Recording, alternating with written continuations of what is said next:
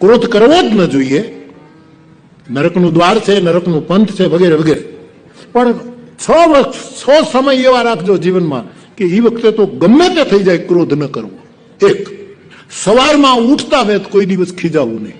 પછી પૂજા પાઠ તમે કરતા હો, આપણે કરતા હોય તો પૂજા કરતી વખતે, પાઠ કરતી વખતે, માળા કરતી વખતે ગમે તેવું ઉપદ્રવ ઘરમાં થાય, ખીજાવું નહીં. ત્રીજું, તમે ઓફિસે જતા હો, ખેતર જતા હો, પોતાના કામે જતા હો, બહારગામ જતા હો અને ઘરમાંથી નીકળો ત્યારે કોઈ દિવસ ખીજાઈને નીકળવું નહીં. પોતાના કાર્યક્ષેત્રમાંથી ઘરે આવીએ ત્યારે ઘરમાં પગ મૂકતી વખતે હસતા હસતા છોકરાઓ, પરિવાર રાજી રાજી થઈ જાય કે દાદા આવ્યા, બાપા આવ્યા, ખુશ ખુશ થઈ જાય. આમ દિવાળી જેવું થઈ જાય સાંજ પડે ત્યારે ખીજ ન કરવી.